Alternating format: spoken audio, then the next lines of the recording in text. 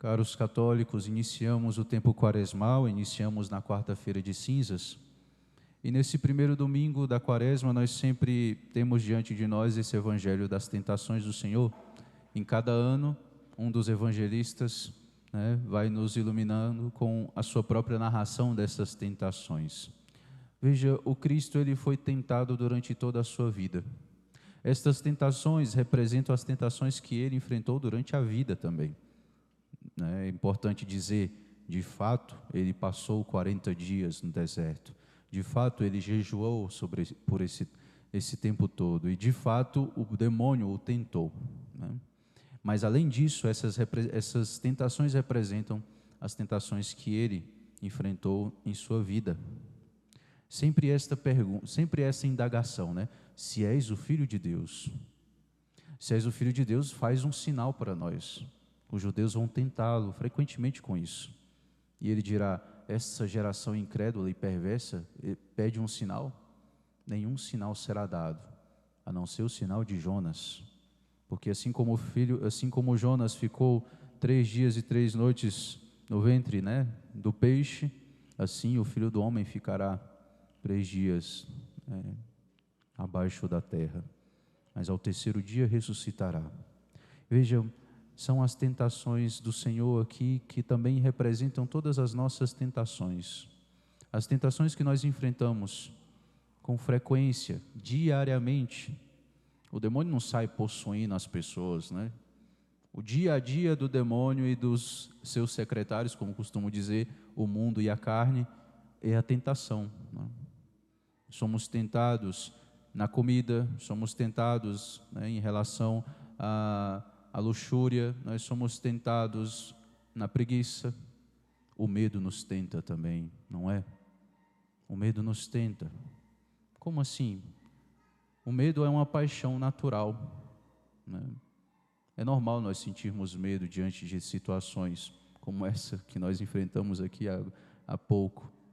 O medo vamos dizer assim, de um futuro incerto. O que vai acontecer? O que será que vai acontecer? Será que uma briga lá fora vai acabar chegando até nós? É interessante isso, Nós estamos em um mundo que está vivendo um tempo de guerra. E talvez, como a guerra é tão distante de nós, nós não nos importemos tanto, porque não vai chegar até nós. Mas quando ela bate a nossa porta, aí a coisa muda, não é? Aí nós invocamos o nome do Senhor. Aí a gente quer cantar o Salmo 90 com toda a nossa esperança e nossa fé, Quem habita ao abrigo do Altíssimo e vive à sombra do Senhor Onipotente, diz ao Senhor, sois meu refúgio e proteção, sois o meu Deus. Senhor, és o meu Deus. Em Ti eu confio inteiramente. Quando a gente não tem mais em quem confiar, a gente recorre para Deus. Mas antes disso, nós temos as nossas seguranças humanas. A gente só vai rezar esse Salmo 50 aqui, Infelizmente nós somos assim. Nós só vamos rezar esse Salmo 50 aqui depois que todas as nossas seguranças humanas se quebraram. Depois que o fechamento daquela porta ali, não resolveu. Depois que pessoas indo ali fora para tentar resolver, não resolveram muito bem. Mas eu agradeço a todos que foram, tiveram essa coragem de ir lá ver o que é, tentar encontrar a solução, Mas acabou que agora parece que cessou.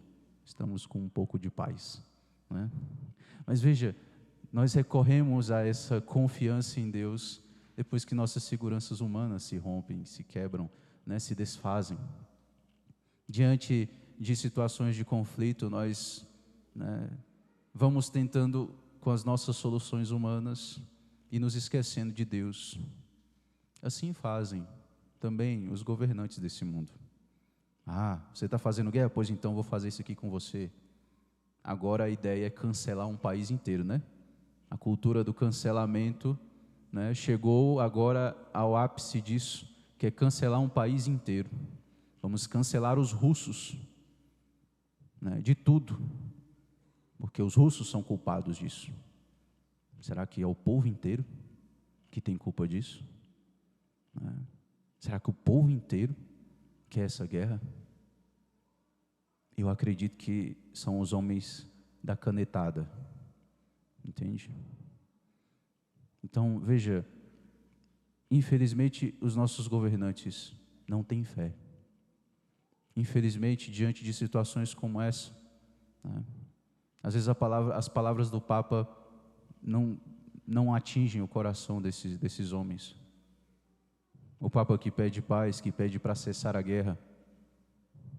Veja, essa é a tentação do mundo. Olha só o que o Senhor enfrenta aqui na segunda tentação. O diabo levou Jesus para o alto, mostrou-lhe por um instante todos os reinos do mundo, todo esse poder.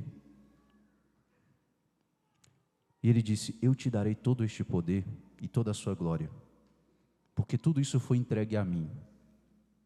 Todo esse poder temporal foi entregue ao demônio, porque os nossos governantes não têm fé. Foi entregue ao demônio. Infelizmente, eles estão entregues a ele. Lhes falta fé, lhes falta confiar em Deus.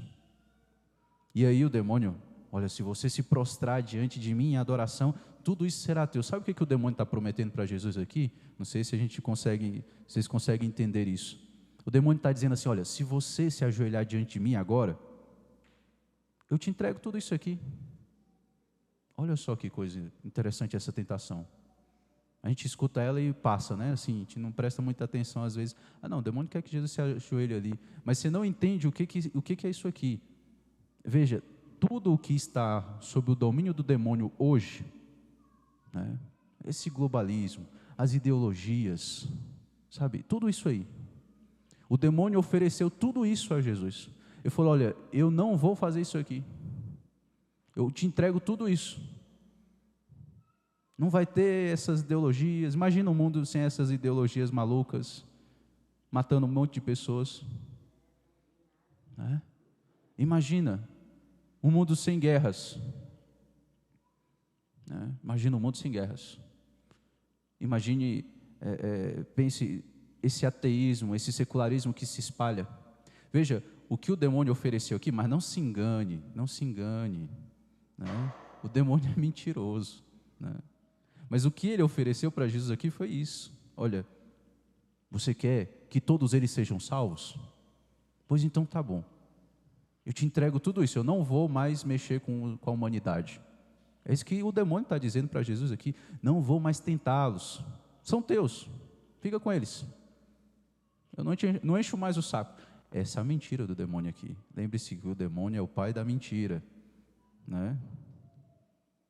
É só você se ajoelhar diante de mim agora. É só Deus se ajoelhar diante do demônio. Mas Deus, nosso Senhor Jesus Cristo, não cede a essa tentação. Primeiro, porque não dá para confiar no demônio, pelo amor de Deus, Quem é que vai? Não dá para confiar no demônio, é mentiroso. Segundo, a própria Escritura diz: adorarás o Senhor teu Deus e só a Ele servirás. E terceiro, Ele vai ganhar sim toda a humanidade para Ele, morrendo na cruz. No entanto, a liberdade de cada homem permanece. É preciso que você, com sua boca e seu coração, confesse que Jesus Cristo é o Senhor, que Ele ressuscitou dos mortos e te salvou. O Senhor venceu essa tentação. O Senhor venceu o demônio. Ele ganhou a humanidade para si, derramando seu preciosíssimo sangue. Mas é preciso que você, com a tua liberdade que Ele mesmo te deu, confesse, não simplesmente aqui, com a boca, mas é realmente confessar durante toda a tua vida, com a sua vida, dizer que Jesus é o seu Senhor e não o demônio, e não o mundo, e não a carne. Essas três tentações aqui, elas correspondem àquilo que está desordenado em nós. A primeira tentação se refere à comida, à fome, Todos nós temos um desejo natural de nos alimentarmos e nós precisamos comer, porque senão a gente morre. Mas com o pecado original isso ficou desordenado em nós. E aí então nós precisamos ordenar isso. Quando nós não estamos com isso ordenado, nós temos uma coisa chamada gula. E a gula não é só comer muito, tá? Tem pelo menos 4 maneiras de você pecar com a gula, né? Não dá para o padre citar tudo aqui agora, senão fica muito longa a homilia. E aí eu mortifico demais vocês com homilia, né? Dá muita mortificação, né? Mas não pense somente que a gula é comer muito. Ah, não como muito, então eu não sou guloso.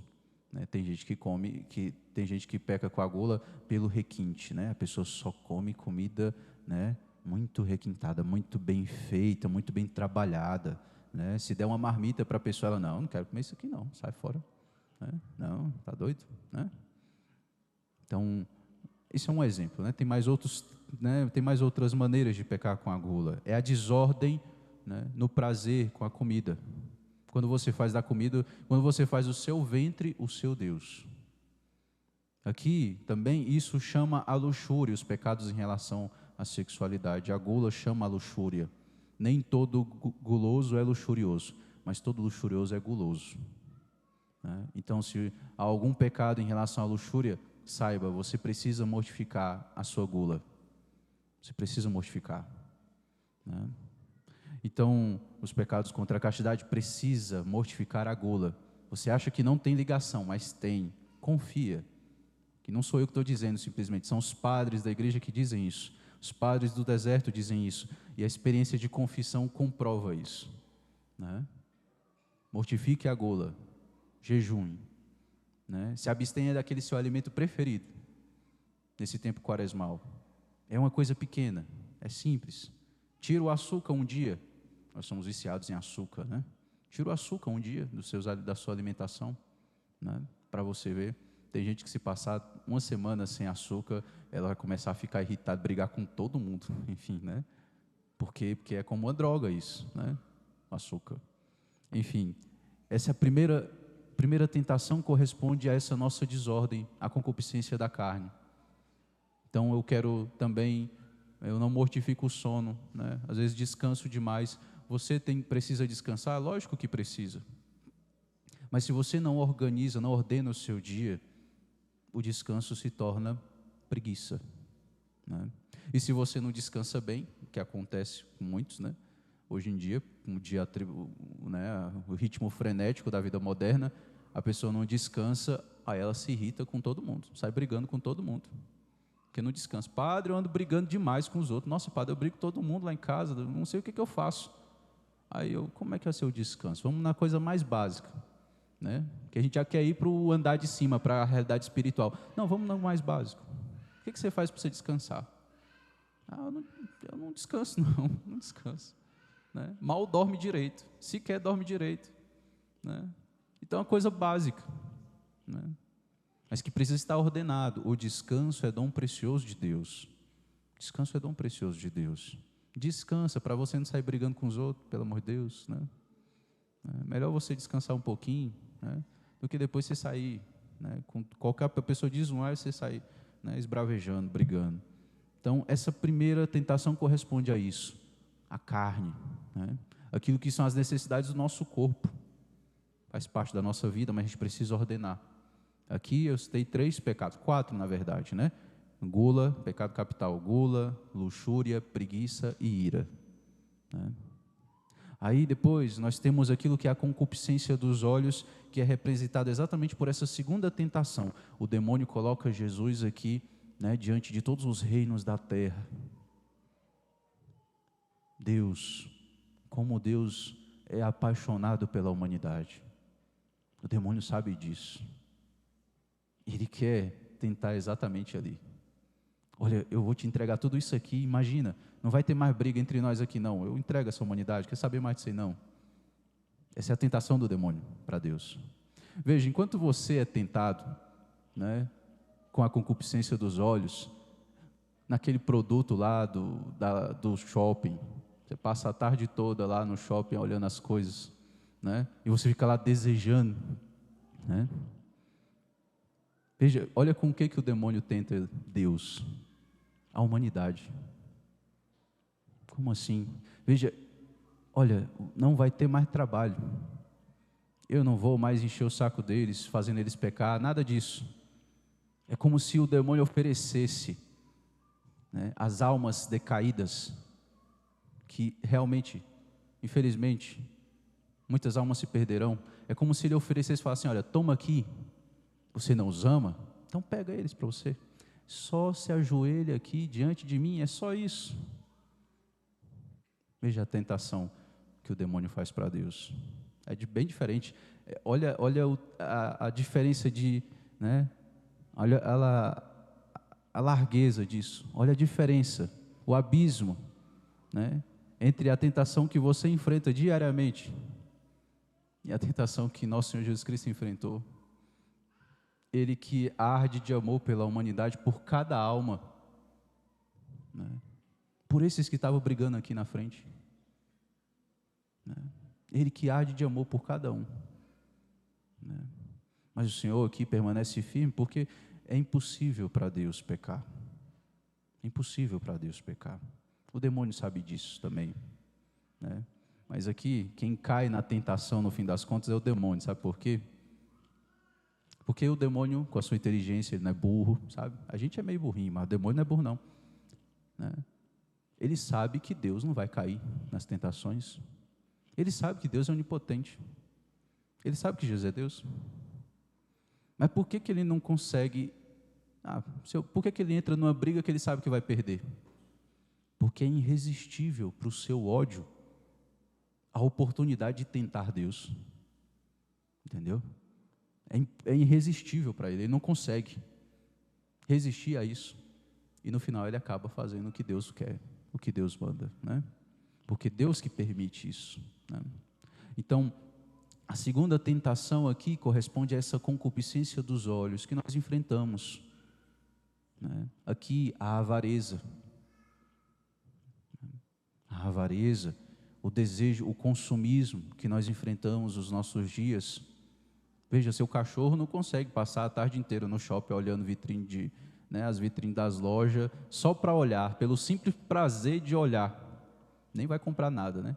Chega o vendedor para te encher o saco, né? Chega aquele vendedor para te encher o saco, daí você não, estou só olhando, né? E o cara já quer vender para você, né? Não, estou só olhando. Tudo bem, faz parte você pesquisar um pouco, né? Você precisa pensar um pouquinho se você precisa daquilo, né? Se você realmente precisa daquilo, se dá para comprar, né? Aquela coisa. Mas o pecado aqui não é esse. É o simples prazer de ficar olhando, é a concupiscência dos olhos. E como eu já falei em outras vezes, né? Eu comecei com a loja, com a vitrine, né? Com essa coisa toda, para não começar com as redes sociais, né? Porque todo domingo o padre fala disso, pelo amor de Deus, né? Todo domingo o padre fala, concupiscência dos olhos, as redes sociais, isso foi feito para te viciar, né? Tem um documentário, depois vocês podem procurar, O Dilema das Redes. São os próprios funcionários que ajudaram a criar estas coisas, Facebook, Instagram, tudo isso aí, né? Foram eles mesmos que ajudaram a criar, que estão dizendo: nós estudamos a psicologia humana, ou seja, eles entenderam essa concupiscência dos olhos, nós estudamos isso para fazer as pessoas ficarem viciadas nisso, para nós fazermos de tal maneira que as pessoas se prendam a isso, entendeu? Eles mesmos estão dizendo: olha, nós fizemos isso, eu trabalhei lá, eu estava lá, né? Aí eu meio que me converti agora, algo assim, né? E estou dizendo isso para vocês se livrarem disso, né? Então, concupiscência dos olhos, o olhar, o desejo de possuir, assim como Eva olhou para o fruto proibido e viu que ele era desejável para obter conhecimento, né? Então, essa cobiça dos olhos. Deus nos fez para que nós procurássemos a verdade. Ele colocou em nós um desejo de conhecer. Nós temos um desejo de conhecer, né? Mas com o pecado original isso ficou desordenado e se transformou em curiosidade, né? Concupiscência dos olhos. E por último, a soberba da vida, né? Para concluir aqui, para o Miriam se eu estender demais. A soberba da vida. Muita coisa poderia ser dito aqui ainda, mas Veja, o demônio leva Jesus para o alto do templo e diz: se joga aqui. E ele até cita o Salmo 90 que nós cantamos. O demônio cita um dos salmos mais belos da Escritura. O Salmo 90 é maravilhoso, né? Você ouvir, você cantar, é maravilhoso o Salmo 90. E o demônio cita esse salmo para tentar Jesus, né? Te joga, os anjos vão vir em teu auxílio. Você vai mostrar para eles que você é superior aos anjos, ou seja, que você é Deus, eles vão acreditar em você. Ou seja, isso aqui é aquele pedido de sinal que os judeus faziam, que pediam, né? Vinham os fariseus dizer: não, nós queremos fazer um sinal, mostra um sinal para nós. Era esse tipo de sinal aqui. Se joga, mostra que você é o cara, vai lá, mostra que você é o cara. Isso é a soberba da vida. Nós somos tentados com isso também, frequentemente, né? De nos acharmos superiores aos outros, né? Ou de querermos, inclusive, dizer a Deus o que Ele deve fazer, né? Frequentemente eu escuto isso. Olha, eu fiquei revoltado com Deus, porque aconteceu isso na minha família, porque tal pessoa ficou doente, porque alguém próximo a mim morreu, né? Eu fiquei revoltado com Deus. Essa é a tentação, né? Diante do mal do mundo, a gente quer dizer para Deus o que Ele deve fazer. E é por isso que o Senhor responde: está escrito, não tentarás o Senhor teu Deus, né? Veja, diante de um grande mal, né, o luto, essas dores todas, é legítimo você sentir dor sobre isso. Seu ente querido faleceu, enfrente o luto, realmente tenha seu luto, mas seja um pouquinho racional. Não queira colocar Deus no banco dos réus e julgá-lo, porque Deus, com sua providência, guia toda a história. Guia toda a história. É preciso confiar nessa providência, né? Se você, né, está angustiado e sofrendo, pegue um salmo e reze com o salmo. Eu sempre recomendo os salmos, porque seja qual for a situação em que você esteja vivendo, seja qual for o seu estado de espírito, tem um salmo para você rezar. Sempre. São 150. São 150. Se o cara está lá, né, triste, né, muito abatido, das profundezas eu clamo a vós, Senhor, escutai a minha prece. Vossos ouvidos estejam bem atentos ao clamor da minha voz. Se levardes em conta nossas faltas, quem haveria de subsistir? Mas em vós confio, eu confio em vós e espero. Você está muito alegre, aclamai ao Senhor, terra inteira, servir ao Senhor com alegria, né? Se está contrito porque pecou, tende piedade, ó meu Deus, misericórdia, na imensidão de vosso amor, purificai-me. Padre, e se eu não estou entendendo o que está acontecendo na minha vida aqui? Se só está acontecendo desgraça na minha vida, e eu quero questionar a Deus sobre isso, tem um salmo também, né? Por que razão, né, nos deixastes deste modo?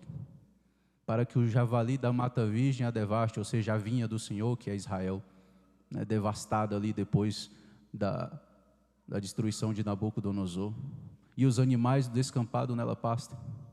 Será que Deus, olha só o que o salmista diz, será que Deus se esqueceu de ter piedade? Será que a ira lhe fechou o coração? Isso é a palavra de Deus. Eu confesso, olha só o que o salmista diz, eu confesso que é esta a minha dor, a mão de Deus não é a mesma, está mudada. O salmista diz isso para Deus, mas continua, não fica aí.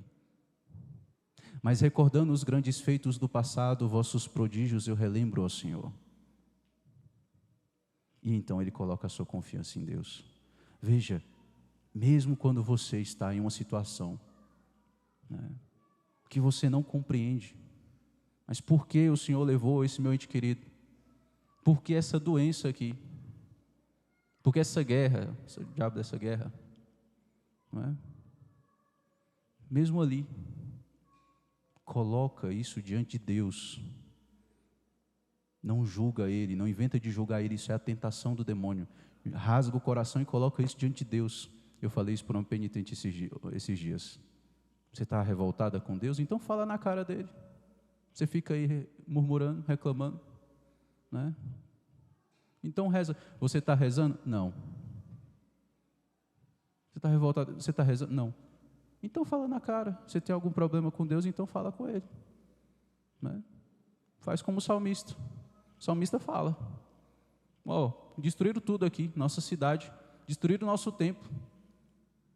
A ira lhe fechou o coração, Senhor. O salmista fala. Isso é oração de verdade. Você reza com aquilo que você tem, com a sua verdade. Entendeu? E por isso eu sempre recomendo os salmos, né? Porque os salmos são assim. Os salmos é algo assim, olha, só para você, com isso eu vou encerrar, eu prometo. Olha, o salmo é o seguinte: esse povo aqui, eles não vão saber rezar muito bem. Então eu vou ter que ensinar esse pessoal a rezar. Isso é o Espírito Santo, sabe? Imagina um diálogo assim entre o Espírito Santo, né? O pai e o filho, olha, eles não sabem rezar muito bem, sabe? Então nós vamos ter que colocar na própria palavra, na Sagrada Escritura, como é que eles vão rezar. Quando eles estiverem angustiados, quando eles estiverem desesperados, quando eles estiverem contritos, quando eles estiverem muito felizes, quando eles se sentirem medo, né? E precisarem colocar a sua confiança em nós. Nós temos o salmo de hoje, né? Quem habita ao abrigo do Altíssimo.